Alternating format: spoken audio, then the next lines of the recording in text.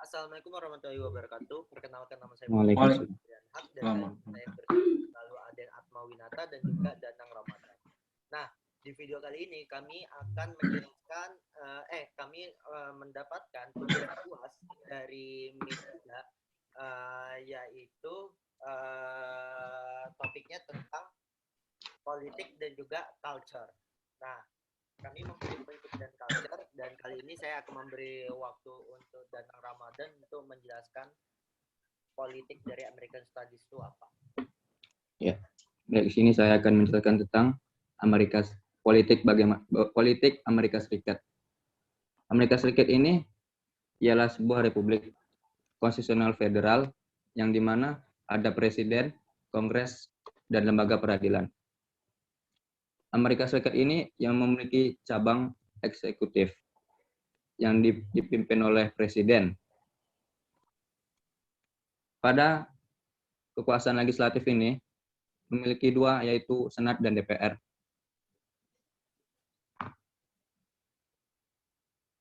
Dan di Amerika Serikat sendiri ini ialah memiliki dua partai politik, Partai Demokrat dan Partai Republik. Yang pertama, partai politik. Partai politik ini ialah organisasi yang menjalankan ideologi. Dibentuk dengan tujuan umum. Definisinya ialah per kelompok atau anggota-anggotanya mempunyai orientasi. Dan yang kedua ialah Partai Demokrat. Partai Demokrat ini ialah salah satu dari dua politik besar di Amerika Serikat.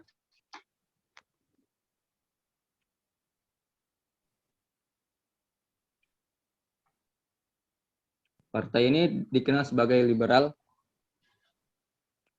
Pada pemilihan umum Amerika Serikat ini, pada tahun 2016, Partai Demokrat dikalahkan oleh Partai Republik. Namun, pada tahun 2019, 116 Kongres Partai Demokrat memenangkan kursi mayoritas. Dan terpilihnya Nancy Pelosi sebagai DPR. Dan yang ketiga ialah Partai Republik. Partai Republik ini sering disingkat dengan GOP. Dengan singkatan ini ya Grand Old Party atau Partai Tua Besar. GOP ini adalah partai yang lebih konservatif di antara kedua partai besar tersebut. Partai Republik ini didirikan oleh Ripon pada tanggal 30 Maret 1854. Dan di Amerika Serikat ini cara pemilihan presidennya yaitu per distrik.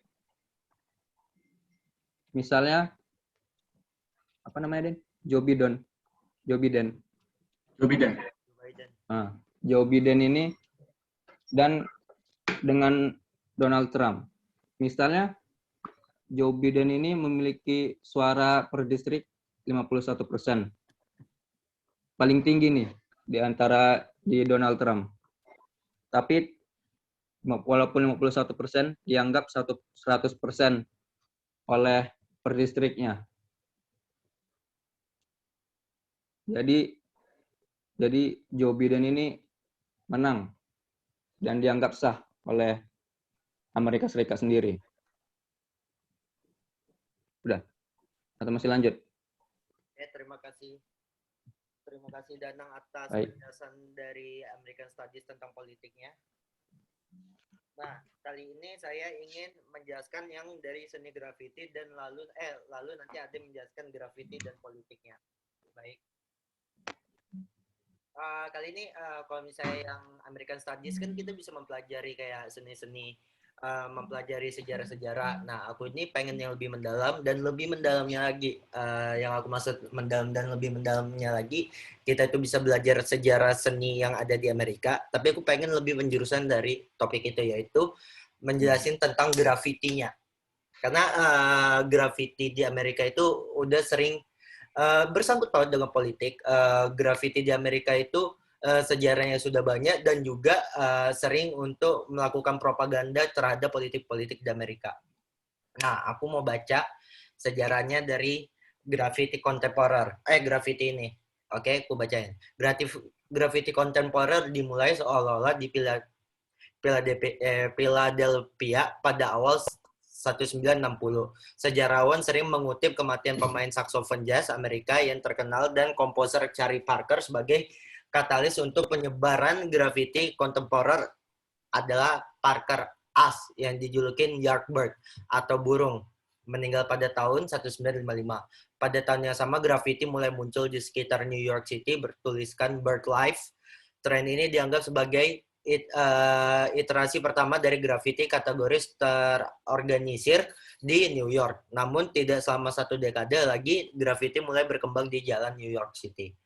Sekitar 1970 sampai 71 pusat budaya grafiti bergeser dari Philadelphia ke New York City di lingkungan yang didominasi kulit hitam seperti Washington Heights. Seniman grafiti yang mulai membuat nama dan membangun kolektif seniman. Artis seperti Taki 183 dan Tracy 168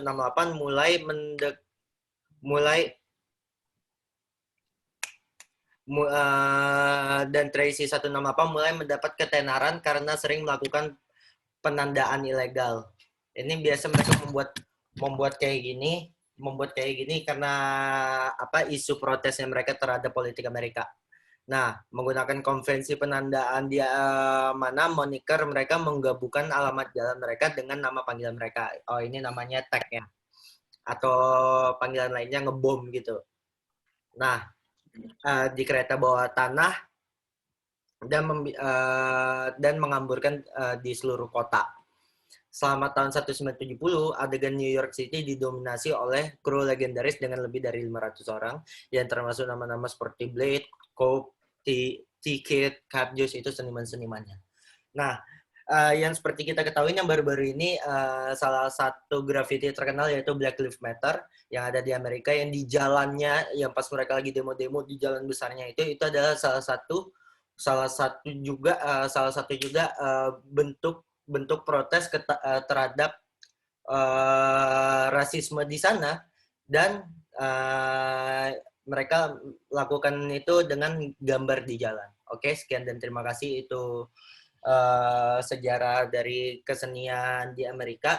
Dan kali ini aku bakal mengasih waktu untuk Aden karena dia ingin menjelaskan politik Amerika dan juga culture di Amerika. Silakan Aden. Sudah. Udah ya? Halo, cek. Suaraku kedengaran? Udah. Dengar. Ya. Jadi yang pertama di sini itu saya akan lebih menjelaskan lebih rinci lagi ya tentang politiknya Amerika ya. Jadinya di sini tuh politik Amerika itu bukan politik ya. Maksudnya Amerika itu sama seperti Indonesia menganut demokrasi ya, sistem pemerintahan yang demokrasi, dan juga yang presidensial sama seperti Indonesia. Jadi kekuasaan tertinggi pemerintah itu dipegang oleh presiden begitu. Dan di sini ada 2 jenis lembaga ya, lembaga di Amerika, yaitu eksekutif dan juga yudikatif ya. Eksekutif itu cabang eksekutif dikepalai oleh presiden juga dan tidak memiliki ketergantungan ya terhadap cabang legislatif gitu. Kekuatan legislatif kekuatan legislatif berbeda pada 2 kamar Kongres ya, yaitu Senat dan Dewan Perwakilan Rakyat gitu. Dan juga di sini cabang yudikatif atau peradilan terdiri atas Mahkamah Agung dan juga konstitusi dan hukum-hukum federal dan peraturan-peraturan yang berlaku di Amerika Serikat begitu. Dan juga itu ada pengadilan federal di bawah di bawah naungan Mahkamah Agung seperti itu. Dan juga di sini tuh untuk pemilihan umum ya, karena masuk ke politik ya, jadinya kita membahas tentang pemilihan umum. Jadi pemilihan umum di Amerika itu dihitung dengan cara per distrik, seperti Mas Danang bilang tadi. Ya, dihitung secara per distrik. Jadinya kalau tidak salah di Amerika itu ada sekitar 40 sampai 50-an distrik ya, kalau tidak salah. Ya. Jadinya misalkan nih untuk contoh seperti pemilihan umum pemilihan presiden yang kemarin, yaitu seperti Mas bilang itu Donald Trump sama Joe Biden. Itu sebagai distrik di bagian New York, misalkan di bagian New York Joe Biden unggul 1% ya, 1% di sana misalkan Donald Trump itu 49% dan Joe Biden 51%. Jadinya di sana itu di distrik dianggap 100% Joe Biden yang menang begitu. Jadinya tidak seperti Indonesia, maksudnya hak suaranya di sana itu per distrik. Kalau di Indonesia kan hak suaranya itu satu orang satu suara begitu. Ya mungkin dan juga di Amerika itu, lupa tadi untuk membahas lebih awal. Jadi untuk di Amerika Serikat itu ada 2 partai yang yang mendominasi, yaitu sudah dijelaskan oleh Mas Danang tadi, yaitu yang pertama partai Partai Demokrat, ya, Partai Demokrat dan Partai Republik begitu, dan juga ada partai kecil lainnya gitu, tapi tidak terlalu dominan, tidak terlalu mendominasi begitu, maksudnya tidak terlalu kelihatan. Gitu. Mungkin itu saja untuk penjelasan Americans, dan sekarang kita lanjutkan ke culture-nya orang Amerika gitu. Jadi ya untuk culture-nya orang-orang Amerika itu berbagai macam ya. Maksudnya di sini tuh menyangkut bahasa ya, language-nya seperti apa, terus agama gitu. Agama, terus gaya hidup atau gaya orang Amerika itu seperti apa, masakannya seperti apa, dan keseniannya itu seperti apa. Tapi kalau dalam ranah kesenian mungkin tadi Mas Farel sudah menjelaskan ya. Sekarang kita lebih menjelaskan tentang bahasa. Ya, bahasa di Amerika itu ada apa aja sih? Apakah di Amerika itu ada bahasa khasnya orang Amerika atau bahasa aslinya orang Amerika? Jadinya di sini tuh kebetulan kemarin saya juga melakukan sebuah penelitian ya, bukan penelitian sih, maksudnya kayak ngeriset sedikit gitu. Bahasa di Amerika itu ternyata di Amerika itu tidak memiliki, maksudnya bisa dibilang tidak memiliki bahasa asli orang sana. Di sana itu hampir seluruh bahasa di dunia itu diucapkan di Amerika Serikat gitu. Tapi yang paling banyak adalah bahasa selain bahasa Inggris ya, seperti bahasa Spanyol, China, France, dan Jerman gitu, seperti itu. Dan 90% dari populasi Amerika Serikat itu berbicara dan mengerti setidaknya sedikit bahasa Inggris begitu. Dan untuk agama ya, hampir seluruh agama yang terkenal dianut oleh penduduk Amerika Serikat yang didirikan berdasarkan kebebasan beragama, sekitar 71% dari penduduk Amerika adalah Kristiani. Ya, Kristiani bukan oleh Pew Center ya, sebuah grup penelitian yang tidak berpartai gitu di tahun 2017.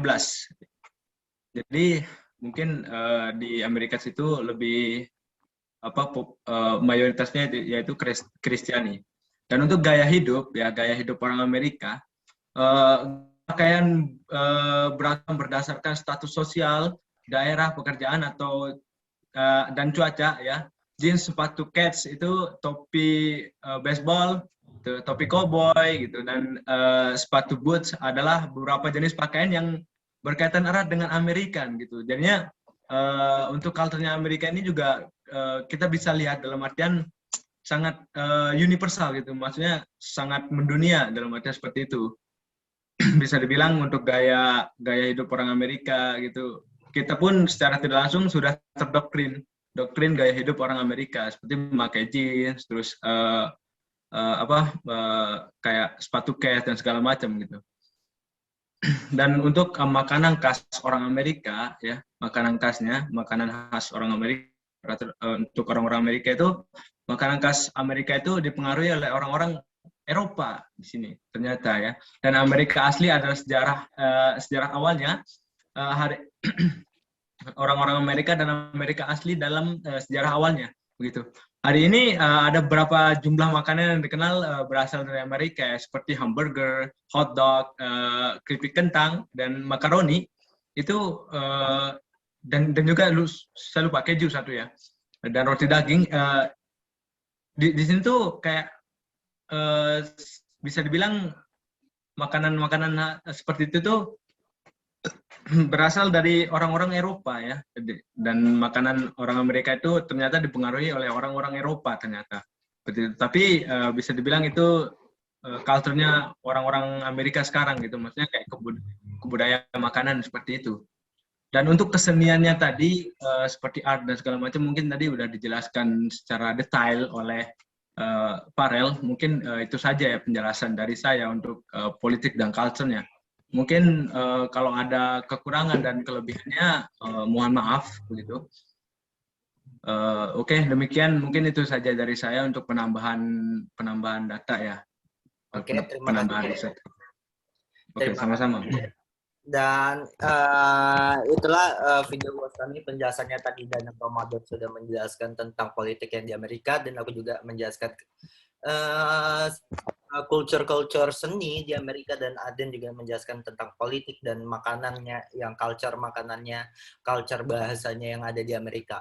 Oke, sekian dan terima kasih. Assalamualaikum warahmatullahi wabarakatuh. Waalaikumsalam warahmatullahi wabarakatuh.